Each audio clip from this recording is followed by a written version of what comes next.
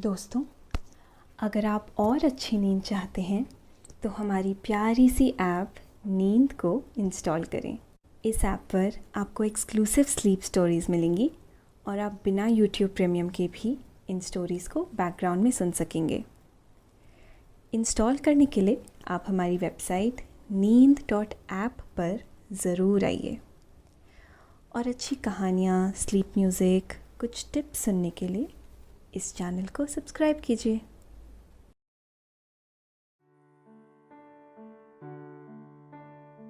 नमस्कार, मैं हूं लोकेश।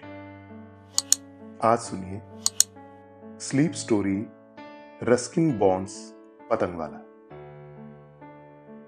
भारतीय जीवन में कहानी और त्योहार साथ साथ चलते हैं और जब त्योहारों के साथ कहानियां मिल जाती हैं तब सोने पर सुहागा हो जाता है। ये रस्किन बॉन्ड नाम के जाने माने लेखक की कहानी पर आधारित कहानी है जो आपको कुछ अलग सा अनुभव करवाएगी। आप एक पतंग वाले से मिलेंगे और उसकी पतंगों से भी। लेकिन इससे पहले आप अपने आसपास की सारी लाइट्स ऑफ करके आराम से लेट जाएं। अपनी आंखें धीरे से बंद कर लीजिए। अब थोड़ा सा अपने शरीर को आराम दीजिए। थोड़ा और आराम। अपने शरीर को बिल्कुल ढीला छोड़ दीजिए। कोई टेंशन नहीं, कोई तनाव नहीं। अपने दिमाग में चल रहे सभी विचारों को, चिंताओं को त्याग दें। एक शांति सी महसूस करें। सब नेगेटिव, पॉजिटिव विचारों को धीरे धीरे निकाल दें। हाथों को सीधा करके अपनी कमर के साइड में रख लीजिए। अपनी सांस पर ध्यान लगाएं। इसको धीमे या तेज नहीं करना है। बस ध्यान देना है कि कैसे वो आपके नाक, गले में होते हुए आपके अंदर प्रवेश कर रही है और कैसे वो आपके गले और नाक के माध्यम से वापस निकल रही है। मन शांत, एकदम शांत होता जा रहा है। आप बहुत अच्छा महसूस कर रहे हैं। खुद को काफी हल्का फील कर रहे हैं। सब तरफ शांति ही शांति है, सुकून है, खामोशी है।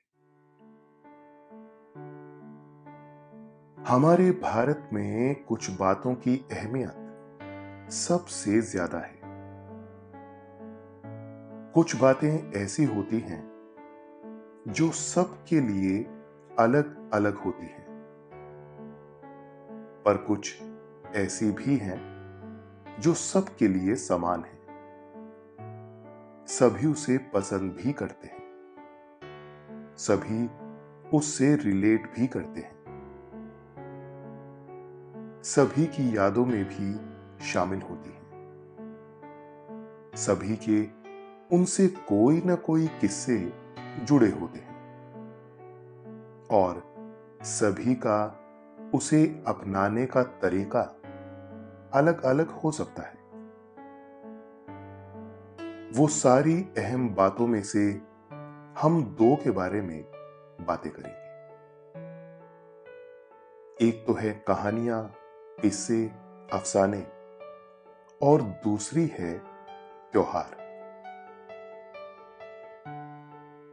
हम लोग अपनी सोच से, विचारों से, व्यवहारों से, आदतों से, जिंदगी जीने के तरीकों से, मान्यताओं से, रहन सहन से बहुत अलग हो सकते हैं,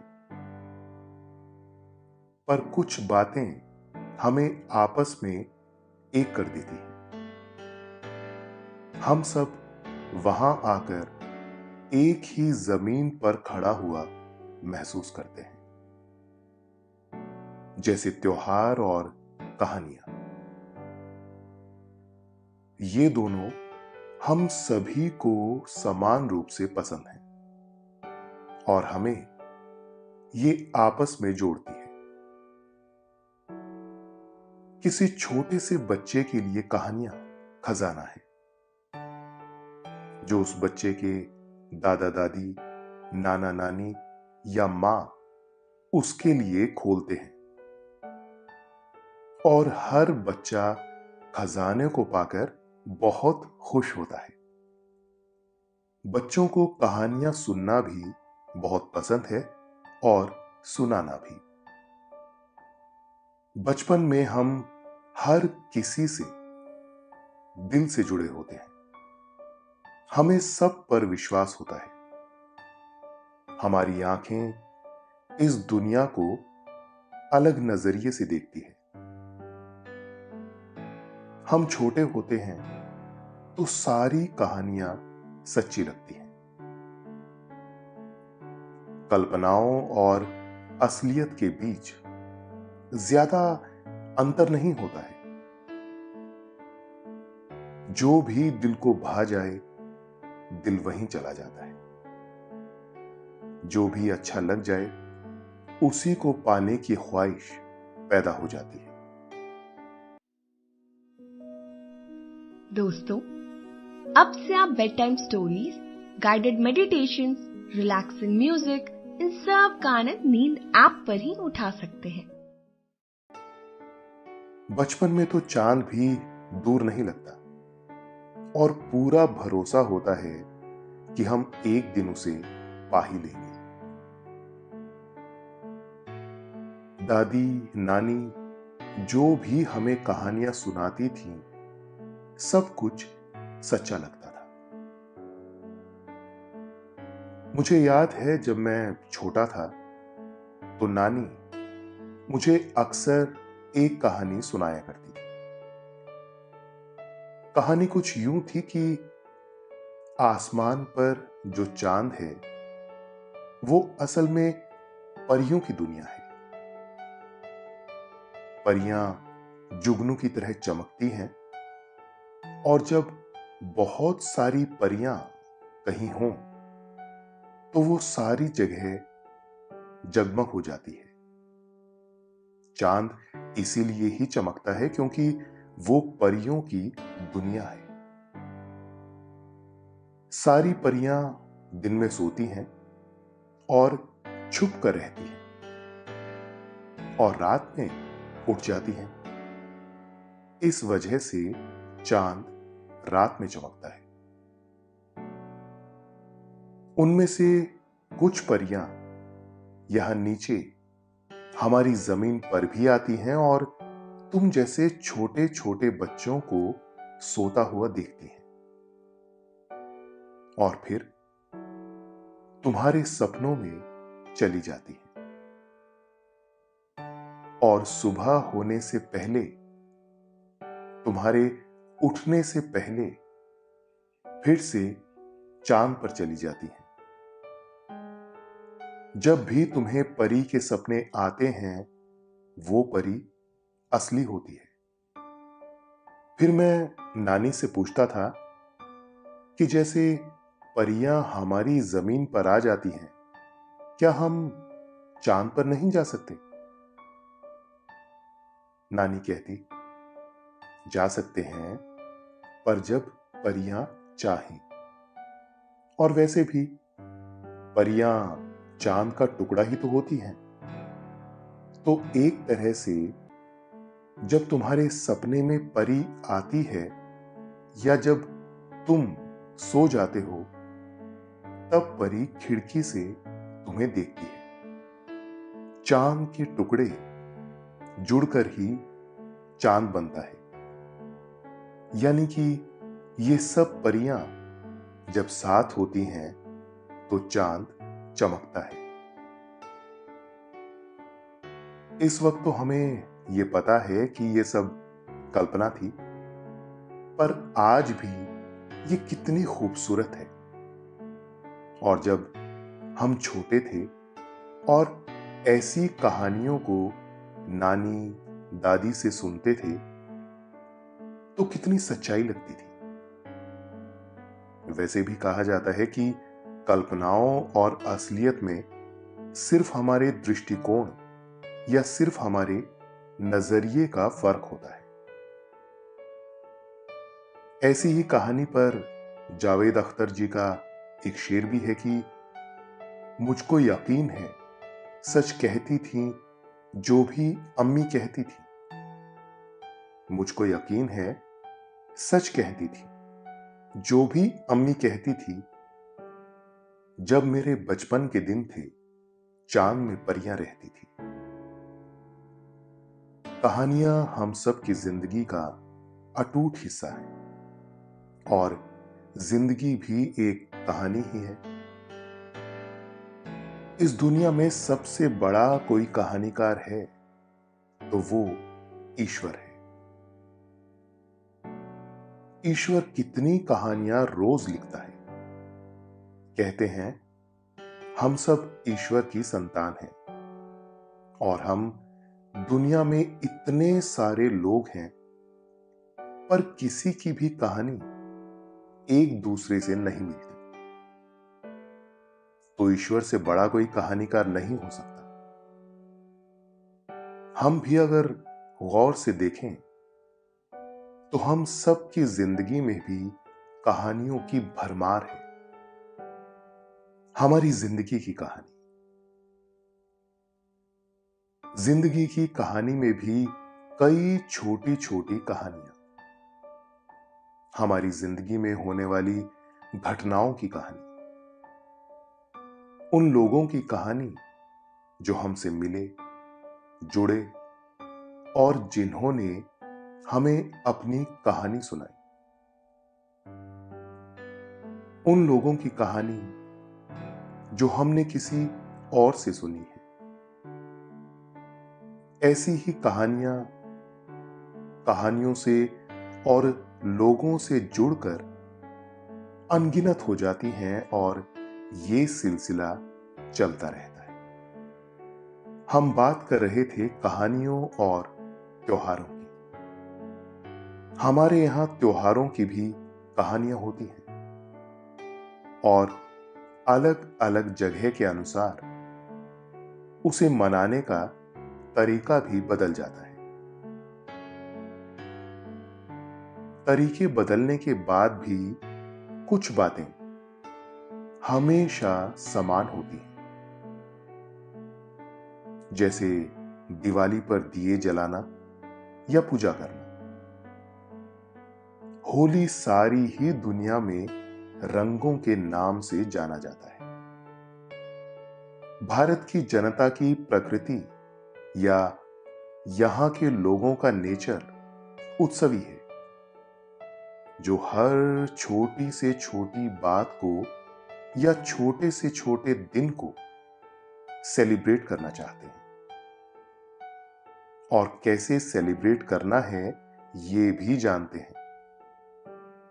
कहा भी जाता है कि भारत में हफ्ते में 7 दिन होते हैं और हफ्ते में 8 त्योहार होते हैं। आप गौर से देखें तो हमने हर त्योहार को साथ मिलकर हंसी खुशी मनाने के तौर तरीके निकाल लिए हैं। हमारे यहां छोटी छोटी बातों में भी उत्सव मनाने का कारण निकल आता है। त्योहारों में अपनी मान्यताएं तो रहती ही हैं, जैसे पूजा करना, विशेष तरीके से दिन बिताना, अपने रोजमर्रा के कार्यों से मुक्त हो जाना। इसके अलावा कुछ बातें हर त्योहार में समान होती हैं, जैसे नए नए पकवान खाना, नए कपड़े पहनना और लोगों से मिलना। और कुछ बातें अलग भी होती हैं, पर उसका भी रूप सेलिब्रेशन वाला ही होता है। जैसे दिवाली पर पूरी धरती चरागों से, दीपों से जगमगाने लगती है। होली पर पूरी जमीन रंग बिरंगी हो जाती है। नवरात्रि पर सभी लोग मिलकर नाचते हैं, गाते हैं। संक्रांति पर पतंग उड़ाई जाती है। पूरा आसमान रंग बिरंगी पतंगों से भर जाता है और सभी के घरों की छत हंसी खुशी से सराबोर हो जाती है। एक तरफ भारत कहानियों का देश है और दूसरी तरफ त्योहारों का। अगर इन दोनों को मिला दिया जाए तो एक समय की बात है। एक था दादा और एक था उसका पोता। दादा का नाम था महमूद और पोते का अली। पोता एक रोज पतंग उड़ा रहा था, पर हवा पतंग के मुताबिक नहीं मिल पा रही थी। बच्चा जो छोटा था, हवा से ज्यादा जिद्दी था और पतंग उड़ाने के लिए, उसे आसमान तक पहुंचाने के लिए जी जान से जुटा हुआ था। पर पतंग इधर उधर हवा में बहती हुई कोने में एक बरगद के विशाल पेड़ में जाकर अटक गई। दोस्तों, अब से आप bedtime stories, guided meditations, relaxing music, इन सब का आनंद नींद ऐप पर ही उठा सकते हैं। और अली के बहुत कोशिश करने के बावजूद भी पतंग तो वहां से नहीं निकली, पर उसकी डोर टूट गई। अली थोड़ा उदास हुआ। उसके पास उड़ाने को केवल वो एक ही पतंग थी। तो अब क्या किया जाए? अली दौड़ लगाते हुए अपने दादा यानी कि महमूद के पास गया। दादा महमूद से अली बोला, दादा, पतंग की डोर टूट गई। दादा मुस्कुराए और बोले, हाँ, आजकल डोर मजबूत कहां आती है? अली बोला, नहीं दादा, दरअसल पतंग बरगद के पेड़ में अटक गई। मैंने निकालने की कोशिश की, इसी कोशिश में डोर टूट गई। दादा महमूद बोले, कोई बात नहीं बेटा, आओ, मैंने एक गुलाबी पतंग धूप में सुखाने के लिए रखी है, ले जाओ और पूरे दिल से उड़ाओ।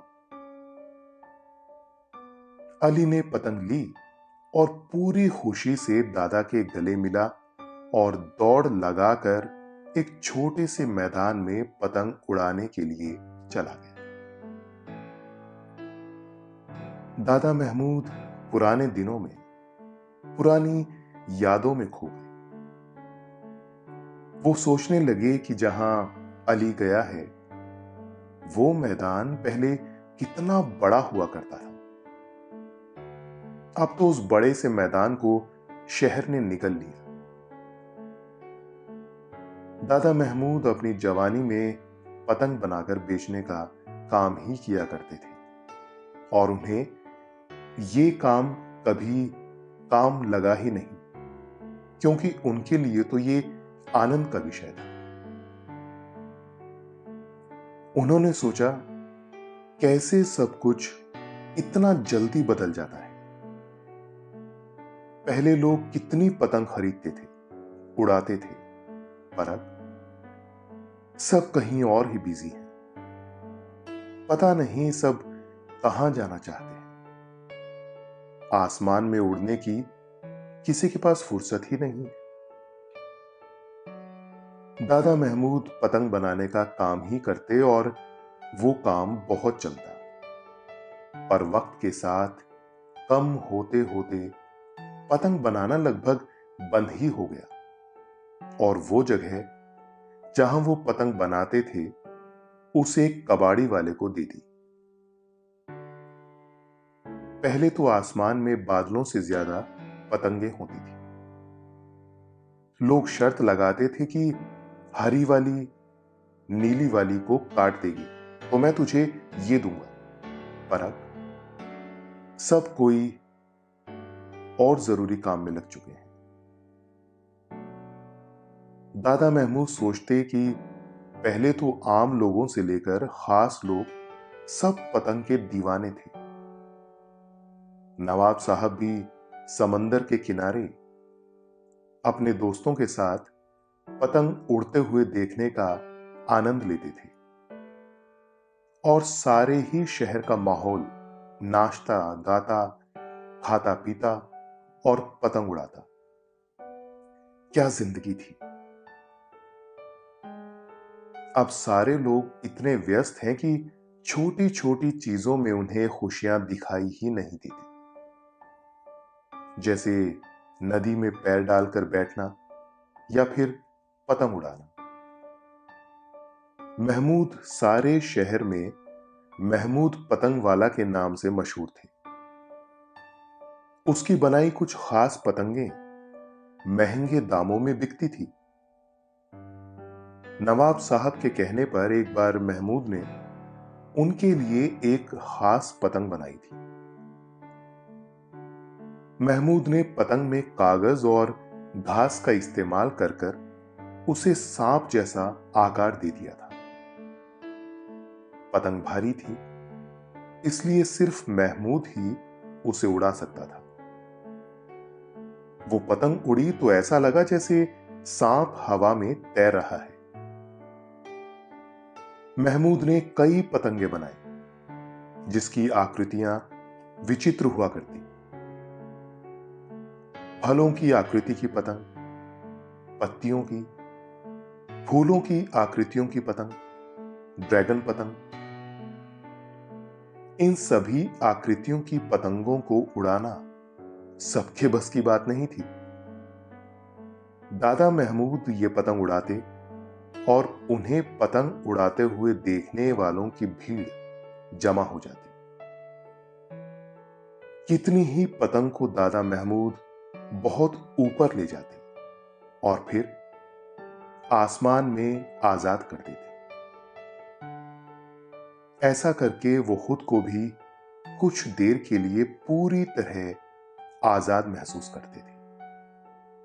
वो पुराने दिन अलग थे जब महमूद मशहूर हुआ करते थे। अब तो उसे उसकी गली के लोग भी नहीं जानते थे।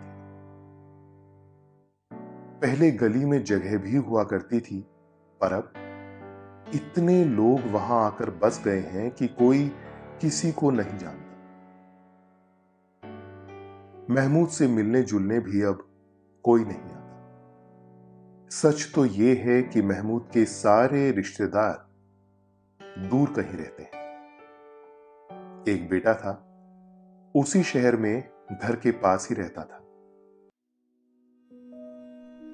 दोस्तों, अब से आप bedtime stories, guided meditations, relaxing music, इन सब का आनंद नींद ऐप पर ही उठा सकते हैं। जिसकी भी अब उम्र हो चुकी थी और जो दोस्त यार थे वो तारे बन चुके थे। जो बच्चे महमूद से पतंग ले जाते थे अब वो भी जवान हो चुके थे और दुनियादारी में व्यस्त हो चुके थे। उनके पास भी अब समय नहीं था। शहर में बूढ़ा आदमी और बूढ़ा बरगद था जिसे अब कोई नहीं देखता था। बरगद के नीचे पहले लोग खड़े होते थे, महफिल जमाते थे, एक दूसरे की खैर खबर लेते थे। अब धूप से बचने के लिए खड़े होते हैं। महमूद अब खुद को देखता, बूढ़े बरगद को देखता, अपने पोते को खेलते पतंग उड़ाते हुए देखता और देखता अपने आंगन में एक फूल का पौधा। उसे उस फूल के पौधे और अपने पोते में कोई अंतर नहीं दिखाई देता। वही एक सी ताजगी, भविष्य में आसमान तक फैलने की उम्मीद। और बरगद के पेड़ और खुद में भी कोई अंतर नहीं दिखाई देता। दोनों बूढ़े और लोगों को अपनी छांव देने के लिए हमेशा तैयार। महमूद ने देखा गली को बदलते हुए, गांव को बदलते हुए, शहर को बदलते हुए और असल में लोगों को बदलते हुए। बूढ़े लोगों के लिए छोटे बच्चे किसी याद की तरह होते हैं, उस वक्त की तरह होते हैं जो वो जी चुके हैं, और उन बच्चों के साथ वो भी बच्चे ही हो जाते हैं। महमूद के पोते अली को पतंग उड़ाना बहुत पसंद था और महमूद अली के लिए एक बहुत सुंदर और आज तक बनाई गई पतंगों में से सबसे खास पतंग बनाना चाहते थे। उनके पास वैसे भी अली को देने के लिए कुछ और नहीं था। एक रोज महमूद इसी ख्यालों में गुम थे और अपने ख्यालों में ही गुम कहीं चले गए थे। अली महमूद के कमरे के बाहर पहुंचा और कुछ पूछने लगा। अंदर से कोई आवाज नहीं आई। अली ने आसमान में देखा एक कटी हुई पतंग आ रही है और उसे पकड़ने के लिए दौड़ लगाने लगा। महमूद के कमरे से एक तितली उड़कर आंगन में लगे फूल के पौधे पर बैठ गई। तेज हवा चली और बरगद में अटकी हुई अली की पतंग भी निकल गई और आसमान में कहीं खो गई।